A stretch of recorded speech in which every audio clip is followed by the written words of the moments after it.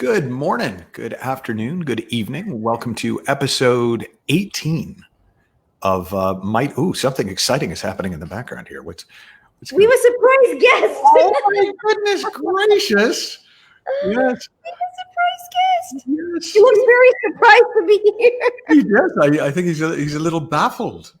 This is episode 18, by the way, if you're listening at home, of Might Help Can't Hurt. And for those of you listening on the podcast, we've just had a little visitor. He's not very big at all. How old is he now? Archer, how old are you going to be? 11 months tomorrow. 11 months. Whoa. And we have yet another visitor. If you see this guy over Oh here. my goodness. There's dogs and babies and everything. It's very exciting. This is what I get for working from home right now. Hey, bud. Have you been in a lot of meetings? All like this. All right, off you go, buddy. Off you go. Oh. Mommy's gonna go live. Mommy is live. Mommy is live. Like this is live. This is real life. Well, which actually gives us a very nice end to our conversation, which is, how you finding it? Oh my goodness. I'm in Miami, and it's a little like paradise here, so I can't complain about that. I will say it's hit us close to home. We now have 3 people who are ill with COVID, and one in the hospital who is elderly. So, it's Florida is definitely the epicenter right now. And we're doing our part in staying, as you can see, staying indoors, keeping social distancing, and just being there for the people who need us right now in all capacities. So that's kind of what's happening on our side. How are things in California, Michael? Well, we're the other epicenter. At the moment. I guess Texas and Arizona might fight. Texas is but it's just sort of crazy how quickly it's continuing to change. And in a way, I really like that we are having to be adaptable, because I think that's actually a really healthy thing to recognize that we can adapt. And on the other hand, it's still a bit of a shock when the rules change from day to day, and places that were open yesterday aren't open today, and places that are open today might not be open tomorrow. And it's interesting. It is. And it's funny, because on a personal level, of course, it's been a big shock and a lot of change. Professionally, it's so funny, because we've been remote for 12 years. My company's always been remote. And so with Zen Media, I don't feel like we've missed a beat. The team's been amazing. Yeah. We've been able to help more people than ever before, just because digital is native to us. It's a native sense of fluency. I just think it's nice that it's a little more acceptable. So it makes me really happy to see, when these little babies crash CNN interviews and BBC interviews, and you're like, hey, me too. You get to see the reality, right? Sometimes I think we brush it under the rug, we cover it up, we don't want to. But I think people are not only more accepting, but more appreciative of the real. Well, I think that's probably always been true. You think so? I do. I think that we have this idea that the image is what sells, and I mean, maybe, up to a point, but people connect to real people. They always have. Yeah. We recognize ourselves in others, and then that sort of connects us at a different level than, wow, that's impressive. Yeah. And I'm laughing right now, because I guess this is also going on a podcast, right, Michael? So people who can't see, you had a wonderful wagging tail behind you. Yes, no, I know. I've got a dog with his head in my lap right now. It's all. But similarly, we did have about a 3-week massive adjustment, because we had a bunch of live events that were pre-booked that we had to shift to virtual around. But once that happened, we were kind of in the same boat where we were sufficiently digital that it wasn't as radical a change as that I know. For like one guy I'm working with whose company basically owns about 50 restaurants, bars, and music venues. And it's like, no, that's been a dramatic change. Yeah, it's there's 50% of restaurants won't reopen when all of this is said and done, and that's so unfortunate. And I really hope that everyone in their communities is supporting. We've bought gift cards, we're still ordering in, we're doing whatever we can to support our local restaurants.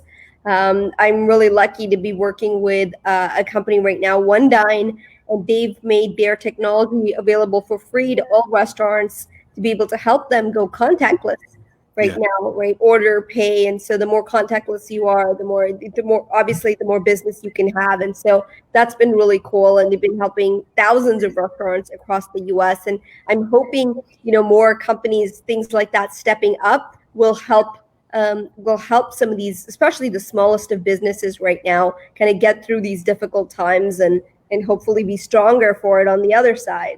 Yeah. So what have you found has changed in terms of what your clients, how they're responding? What do they need different to what they were needing from you before?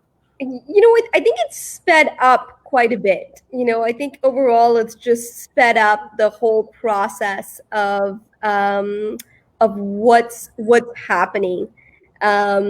There was a funny meme, Michael, going around not too long ago, which said, what brought about digital transformation in your organization? Was it the CEO, the CFO, your CMO, or COVID?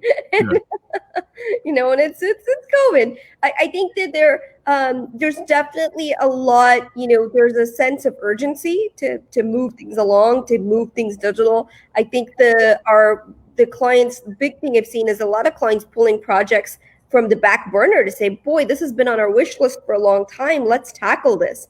And so that's kind of nice to see, right? Being able to prioritize these projects and say, well, we've been meaning to do this for a long time, so this is a good time as any to be able to do this. And I think that's been really refreshing. And, just clients wanting to be able to connect more with their audiences, with communities, with saying, how can we be of service? It's a great question to be asking. We've been helping so many of our clients run virtual events. Like clients who've had traditionally or got their leads from traditional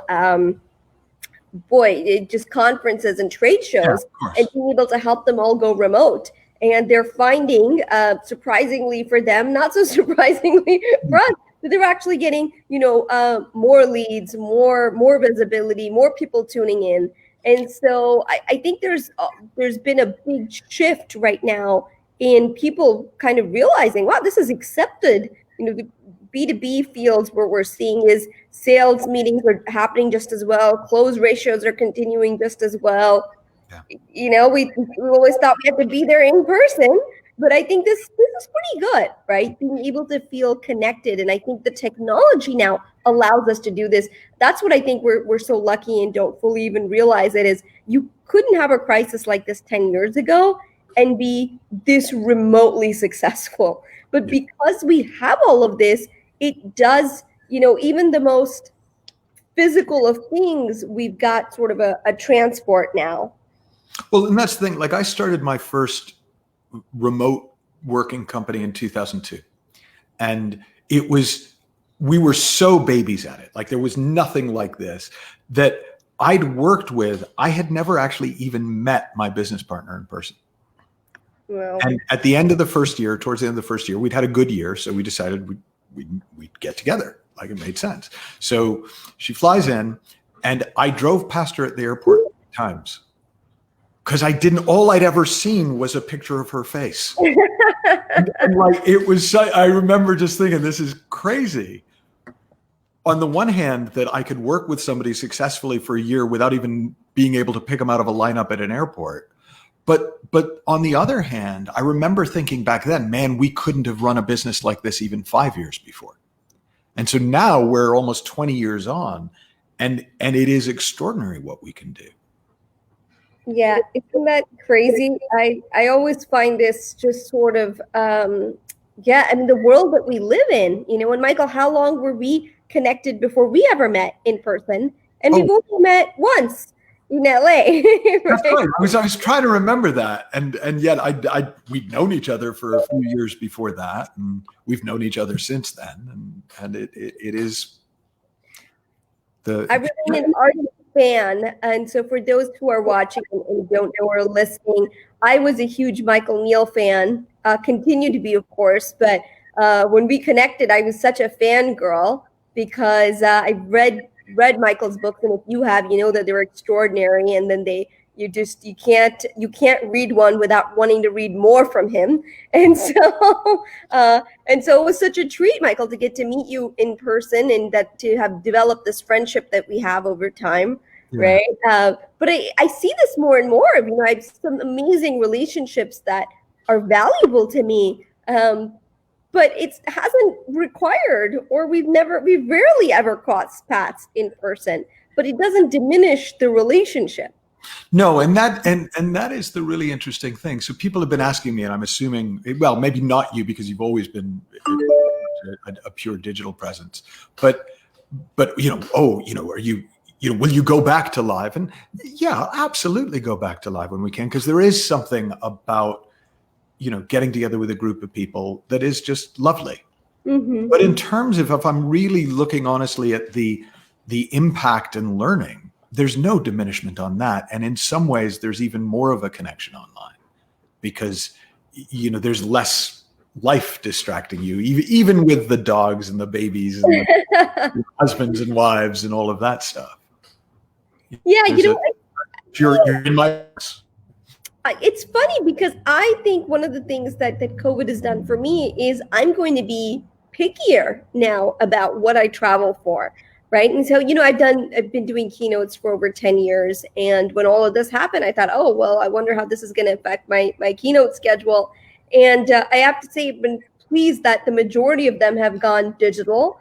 I've enjoyed it just as much. The audience has enjoyed it just as much. I mean, we have surveys and things that tell us this. So not just like my personal perspective. Yeah.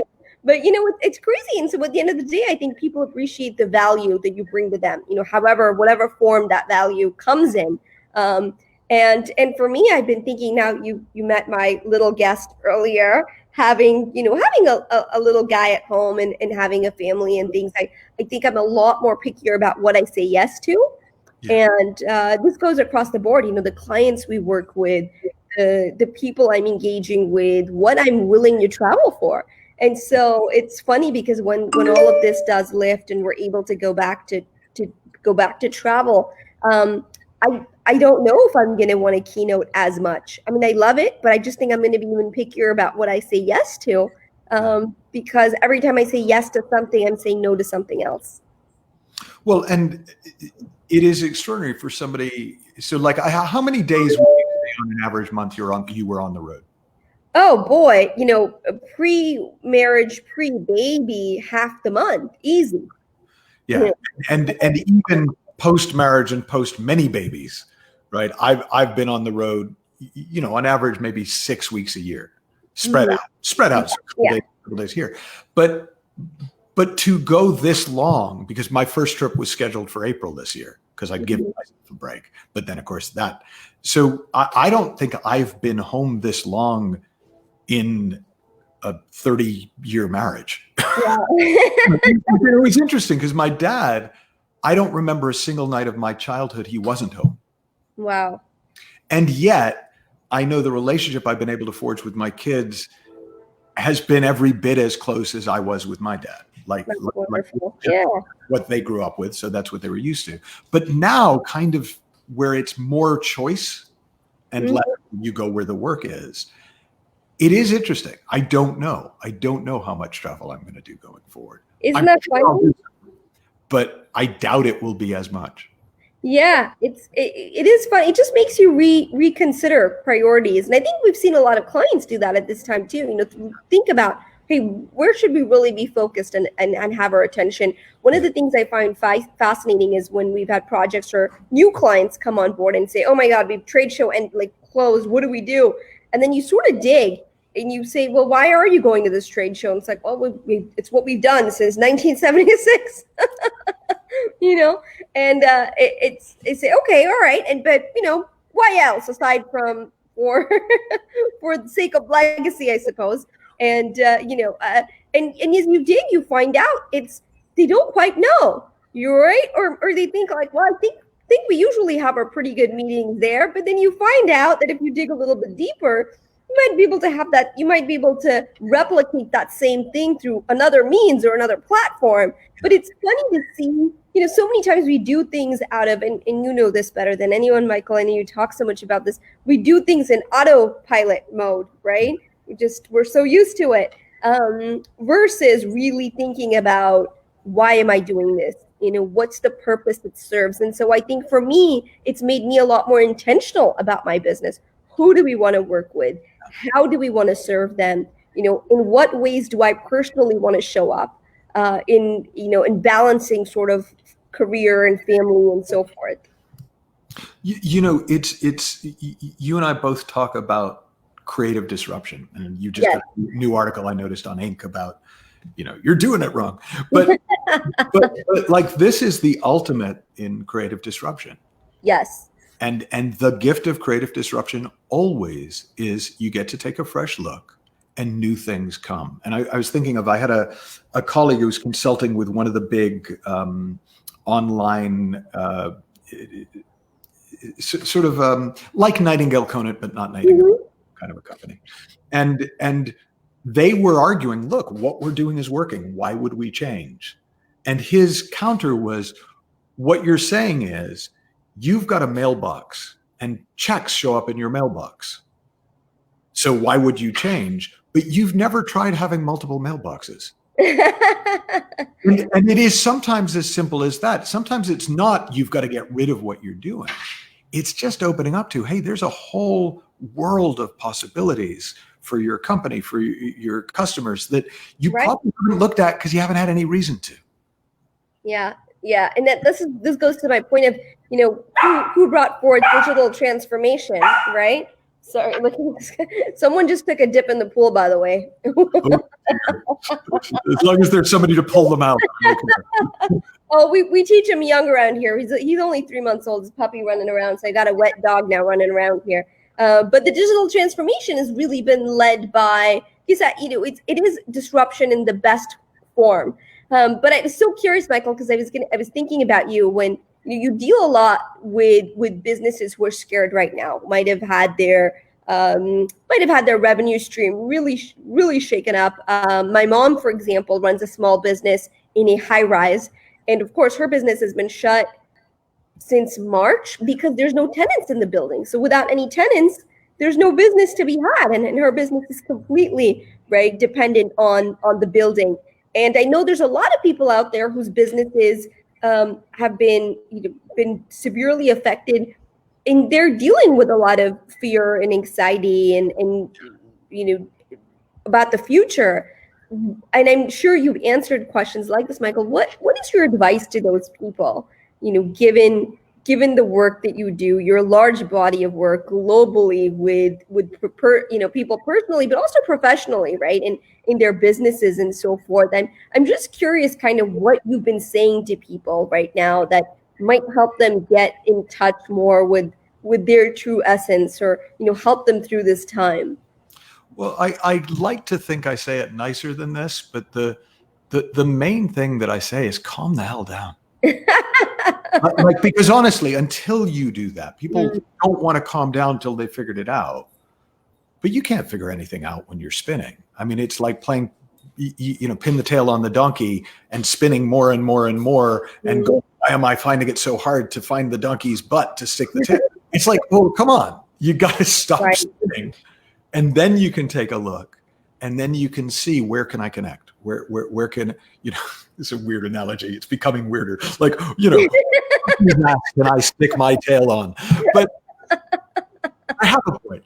You know, that So that's the first thing, is for people to really see we genuinely don't make better decisions when we're freaking ourselves out. And people know that instinctively. And so once they've calmed down enough to go, of course that's true, they tend to actually settle down the rest of the way. And the simplest way I think I've put it with anyone is, you probably don't want to start your business strategy action by scaring the shit out of yourself and then going, okay, go, creative idea. Right now, once people settle down, kind of like you were saying with, well, what else? What else have you got on the back burner? What else is there? Often stuff comes to mind almost immediately that they can do. Yeah. So there are very few people that I work with who shouldn't be in business because they know nothing about it. Like most people, actually, there's a reason they're running their business. They know something about it. Right. And so when they've got access to their full brain and wisdom and insight and creativity, and they look at it, they've got a lot. And they very quickly see, oh, you know what? This is something we can implement immediately. And so it's the difference, whereas like, I don't know if people have come to you and done this, but where they go, I need 100,000 Instagram followers tomorrow. That's probably not a good short-term project. Yeah. Right. But when you start to see, okay, what do we need to do this week? Mm-hmm. And what's been interesting is watching clients' timeframes change. So a lot of clients live 6 months into the future, 4 years into the future, 2 years in the future, and are afraid that if they get totally present, they'll lose growth. And it's actually the opposite in my experience, that the more people really sit with what's in front of them, the more it sets them up for what might be in front of them 3 months down the line, 6 months down the line, 1 year down the line. And I mean, I've seen it, like we had it personally where we had a growth target this year that we've already hit. Totally not in any way we planned, but simply by responding week by week to what was coming in. It just, this long-term setup that we thought was going to be this epic 2-year project happened. And it really came out of getting out of the future, getting out of the past, getting present, and going, okay, what's in front of me? And I always say this, but we're really good at eating what's on our plate. We're really bad at eating what was on our plate yesterday. We're really bad at eating what we think is going to be on our plate tomorrow. Like, we're not made for that. We're made for what's on our plate today. And when people stop being scared of that, actually, it's really fun. Like, they remember why they do it. Like, they remember the thrill of actually helping people and actually growing from that and actually being rewarded for that. Yeah. And that's why most people do what they do. I love that you said that, Michael. And I think what's really fascinating too is one of the things that we work with our clients on is, I was telling the team yesterday, internally, I was having a conversation. I said, well, so much of what we do is moment management. These long 5-year, 10-year marketing plans, they don't work. I mean, you don't even know where you're going to be 6 months. Any company that's got a 5-year marketing plan, boy, I'm quite impressed that the future, because things just change so quickly. Where I think what's working so well in this environment is a rapid change, right? Things that produce dramatic results that you can do very quickly in sort of taking advantage of things moment to moment. And so with like COVID, we saw so many of our clients actually have amazing success, hit their goals, go past it, because they were very much, like you said, leveraging that moment, being in the present. Not saying, what can we do tomorrow? Not, what did we do yesterday? What can we do right now? What makes sense? And so I'll forever be grateful. And I know that the clients feel good about it, that, when I approach them and I say, this is your moment, here's why you have to do this, and here's why you have to do this now. And they listen and they say, okay, I get it. These are the clients that get ahead. I always tell people we have this other problem right now of like the wait and see. I'm going to wait and see, the wait and see game. And it's like, I don't know what you're waiting for. I don't know what you're waiting to see. But I think if you constantly play that game, it can be very not just disruptive, but very destructive to your business, because you're constantly waiting on other factors. You're constantly trying to wait until perfect that timing, right? Where it's much better to say, what do we have right now? What can we use to our advantage? There's so many conversations happening in the media, for example. We have one client, and I thought this was fascinating. They do medical training, right? Medical training for professionals, like injecting Botox and things like that. And they've always, of course, done it physically, because they usually need physical people to test things on and do that. And we were able to take all of that and move it completely remote. We had the first couple of classes, really successful pilot programs to see, how do students respond, to the point where we could send, literally send dummies to their homes with saline injections that they could practice. And, just like we're doing right now, the doctor could give feedback. The class could watch the technique, could give feedback. And so in some ways it's so great, because it's like you're staying home. Why not get better, right? Why not build that muscle? Why not? Do you have 2 dogs? I do, yes. So the white dog is Pepper and the black dog is Salt. Of course. No, I saw a white tail, and now I just saw a black tail, and I was like, Yeah. No, I know. Which, funnily, we have one Samoyed, which is the white fluffy dog. I don't know if you guys saw briefly. And we're getting another puppy this week, because we're nuts like this. So this puppy is 3 months old, hence the barking and the playful. There's only so much you can do to control a puppy. And we're getting a second puppy this week, a giant schnauzer. We love giant schnauzers. We lost our dear giant schnauzer a month ago. We're still brokenhearted over it. And we got his nephew. Yeah. Oh, wow. So, yeah, and he's coming from California. We're really excited. And so we're going to have similar, a white and a black doggy. And we just love the giants. And we're going to have 2 big dogs and a baby and a business. Yeah, we're a little nuts around here. Well, but that is, to me, speaks to the fun of being responsive, as opposed to trying to control the future. Right. It is so much less pressure to respond to, that phrase, necessity is the mother of invention. Yes. So clearly most people have experiences of that. But what they don't get is that the reason necessity is the mother of invention is because of necessity, you got really present with what is. Of necessity, you stopped wishing I wish this hadn't happened, or I wish I did. It's like you still probably wish that, but it's like, whatever, I don't have time to wish that. I need to pay attention. I need to look at what's going on around me. And I need to tap into whatever creative potential I've got, because otherwise we're going down. Well, you can do that anytime. You don't have to wait for COVID. You don't have to wait for a challenge to your business. You don't have to wait for it. You can literally show up that way to work every day and kind of go, okay, what have we got?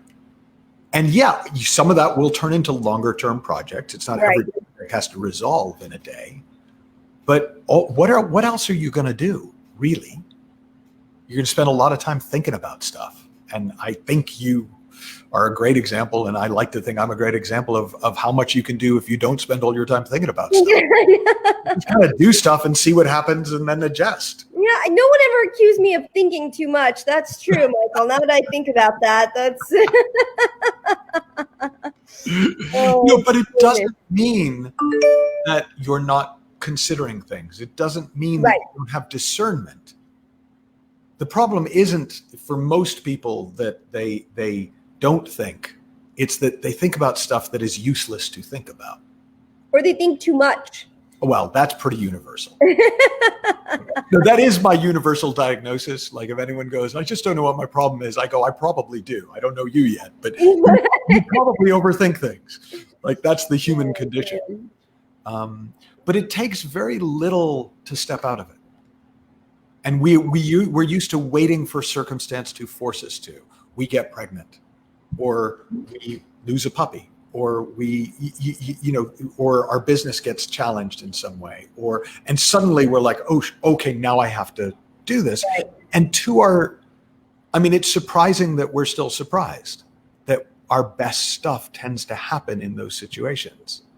And one solution that a lot of people do is they try and keep the company in a constant state of crisis, because they know, hey, my people rise to crisis, so let me create crises so they keep rising. You don't need the crisis. That's just our most habitual excuse for it. Look, I would pay attention to all that stuff, but I've got to deal with this. Well, actually, you can work every day like you're going on a flight tomorrow. Yes. Because you just sort different. If you know, hey, I'm not going to be here tomorrow, so I got to take care of what really matters now. Well, you don't have to wait till there's a flight booked to be that kind of efficient and clear and discerning. And you don't have to wait till, your industry, your business is under threat to change. Like I remember doing a keynote down in Brazil, and I was brought in by the sort of monitoring group for an industry. And the brief was, hey, our industry is going to keep making money right up until it goes bankrupt. Like we're headed off a cliff, but we're making great speed. Like they said, right. So what we want you to do is get people to seriously consider changing when they don't need to. And that seems such a simple notion. It's just not the way we're used to thinking. We used to think, well, why would I change if I don't need to? Because that's where the fun is. That's where the aliveness is. That's where the growth is. And that's what people respond to. They respond to that energy of involvement and active engagement that was there when you started something and got so excited about it and got so into it. And it's like people almost want to get that bit over with, when that's the best bit. Yeah. Yeah, because to be fair, I do think it feels scary, right? The unknown. I think there's always some sense of, and I just did a video on this for my YouTube channel about, better the devil you know than the devil you don't. And so even this idea of constantly creating these crises and whatnot. And I remember, when I started in the world of social media and I did my thesis on Twitter when it had 2,000 users, and people were so scared of social media, and you still see that fear. And it's like, it won't bite you. It won't. Are you sure? Because I think it does bite. But no, but it's fun. Yeah, the fear. It's funny because sometimes when I talk about, we're talking about business and moving forward and doing things, the way people act, it's literally like it might be life or death, and it's like it's a Zoom or it's a webinar or there, the stakes are so low on this. And it's funny because we work with so many different clients, Michael, across the board, small, big, medium size. And what I find interesting, what they all have in common is leadership that doesn't overthink things. Like when you do those exercises and you look at your ideal clients and what they all have in common, and that's one thing that over the years I've always come back to. Like, the clients that we do best work with, the clients that I feel like their businesses have succeeded, year over year, they're the kind of people that they don't overthink a ton of, it's not. And then I have folks who've been talking for years, go away months later, still thinking about this months later. Meanwhile, the world's moved on, and then you have people who are like, yeah, let's try it. It's kind of that attitude of let's try it. Let's see what happens. And I have to say, to date, let's try it has never led to, well, that was a colossal failure. Yeah. Right? Well, I think the problem is we learn by feedback, but we think we're getting feedback from our own heads when we think things through. So we think, I've tried that idea. It didn't work, but you only tried it in your head. Right. So it didn't work the way you made it up. Which is just as bad as, well, I ran it in my head and it worked, so it'll work in the real world. No, you don't know that either. Because you literally cannot know until you do it, how it will go down. And you can quickly adapt if you set it up that way once you're in action, once you're in the game. It is so much easier to change course than to start and stay a course. And once people see that, and often they see it through a crisis like this where they have to play that way, the possibility of generalizing and saying, hey, I can actually continue to grow and succeed by showing up. Yeah. And there's always that variable. It's funny because, I find 80% of the campaigns that we worked on historically have gone viral, right, in their industries and whatever they needed to do. And I'm always fascinated by the study of what makes something click for people, the audience. And you can do all these things right, but there's always this sort of X, this variable X that you just don't know. Like, there's times where I send out a newsletter and I'm like, man, that is good. Like, I feel good about it. I'm feeling proud. I'm like, people should be jumping up and down. Like, that was gold. And crickets, right? I'm like, what? That was so good. And then I'll put something out that I, just I'm like, oh, well, here's a thought. And then my inbox will be flooded. And I'm like, wait, that wasn't it. Did you read last week? Because that was really good. Yeah, that was my best stuff. That was my best stuff. No, right? but it isn't. Even though, like, I'd like to think after 20 years of putting stuff out, I've got a better sense. I'm still wrong a lot. Like, and I don't care because I'm not trying to be right. I'm trying to find out. And that's the shift. Like, that would be, so I'm going to ask you this. I'm going to ask you this in a minute, right? So in a minute, I'm going to ask you, like, if you had one piece of advice to a company, to a business right now, how to make the most of this, what would it be? But I think mine, after Calm the Hell Down, which was my first one, I think the other part of it would be, let the world tell you what works. Don't try to figure it out in your head. Because the world will tell you. It'll give you all the feedback you want and then some. But your head, it is incapable of giving you accurate feedback about the world. It's just not how we're designed. And yet that's the first place we go. I've thought about it. I don't want to do that. Based on what? Based on what you just made up in your head. Yeah. So I don't know. That would be mine. What would yours be? I love that. Well, I'm going to steal that. I love it. Do it to find out, not to be right. I think that's such an important thing. But for so many people, I think they're driven with the need to be right. Whereas I feel like I've always been driven just by my curiosity. I'd be doing this if I want to say I don't have to do this, but I love doing it, right? Like I love what I do. The advice, I think, and it's very much in the theme of what we've been talking about, Michael, is do that thing you keep thinking about. Do that thing you keep wanting to do, but keep stepping back from, because there's no better alternative, right, than actual real life feedback. And do it again and again, and do multiple things. This is the other thing, is people always expect that one TikTok to go viral, that one thing to blow up for them, because I think we live so much in the world where we see that one thing and it's like, yes, this, that overnight success is the 10 years in the making. And I find that funny because people often ask me, they're like, oh, how did you make Forbes 30 under 30? How did you make Inc 30 under 30? I've been like all these lists and things like that.